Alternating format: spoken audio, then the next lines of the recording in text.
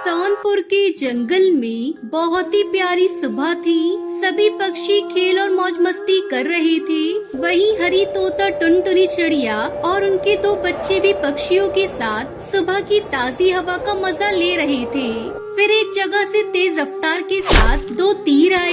एक पेड़ के तने में लगा और इसी तरह दूसरा तीर जमीन पर लगा। अरे भागो, लगता है कोई शिकारी आया है।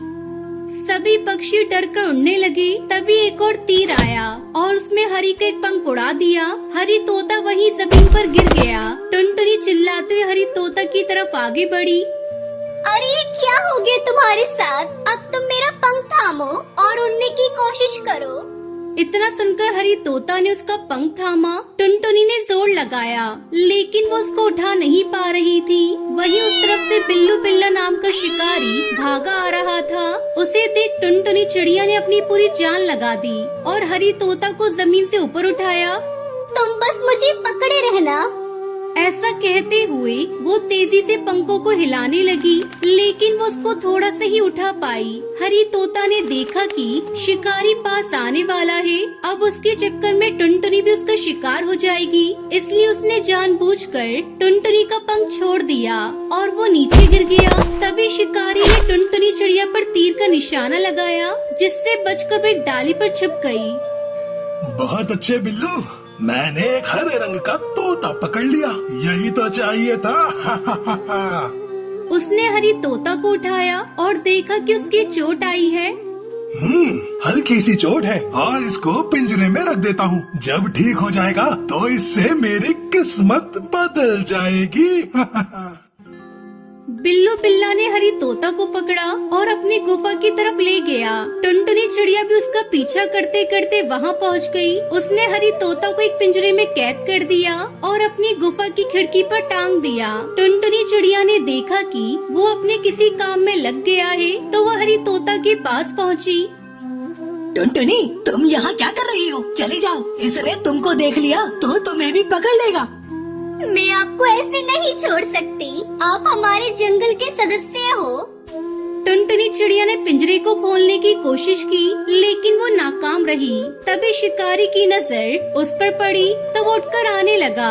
टुनटुनी चिड़िया वहाँ से उड़ गई और थोड़ा दूर हो गई। बिल्लू बिल्ला ने हरी तोता को देखते हुए कहा, मेरी किस्मत का ताला खुल जाएगा। जब से मेरी शादी हुई थी मेरी किस्मत खराब हो गई थी। उसके बाद मैंने मेरी बीवी को मायके भेज दिया लेकिन इसके बावजूद भी मेरा काम ठप ही रहा।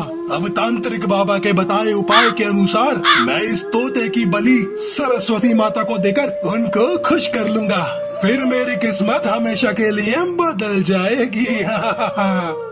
ये सुनकर हरी तोता और टुनटुनी चिड़िया बहुत ज्यादा डर गई।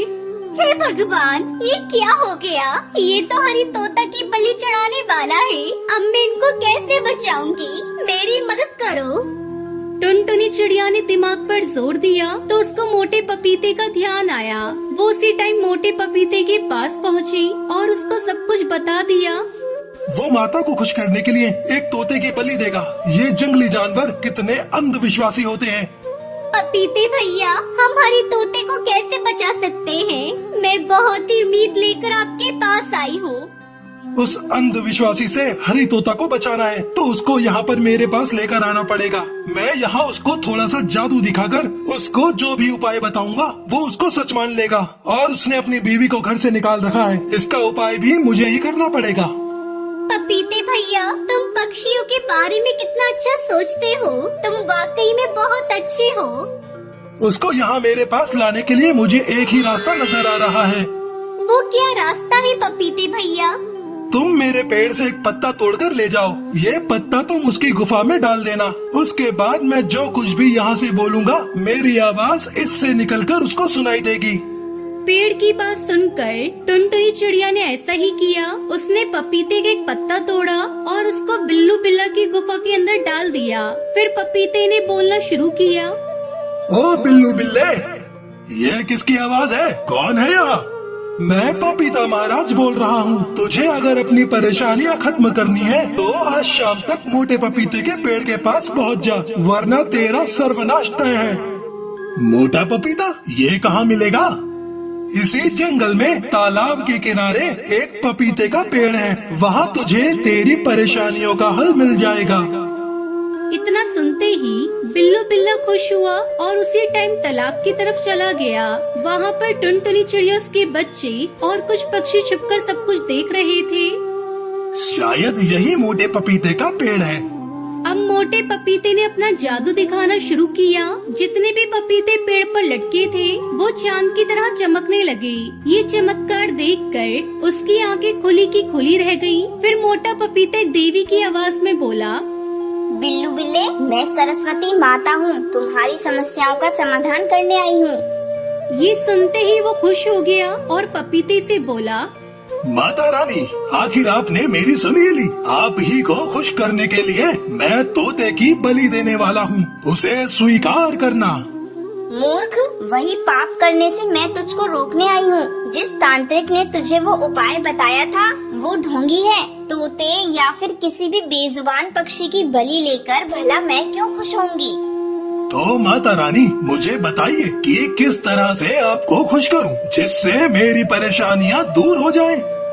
तूने परेशानी आने पर अपनी बीवी का दिल दुखाया और उसको मायके भेज दिया, और अब यहाँ आकर एक तोते को पकड़कर उसको मारने की सोच रहा है। सबसे पहले उस तोते को आजाद कर, वो अपने परिवार से मिल जाएगा और तुझे दुआएं देगा। उसके बाद अपनी बीवी से माफी मांगकर उसको अपने घर वापस लेकर आ। फिर अपना काम दोबारा से शुरू कर। कुछ ही दिन में तेरी मेहनत रंग लाएगी और तेरी सारी परेशानियाँ दूर हो जाएंगी।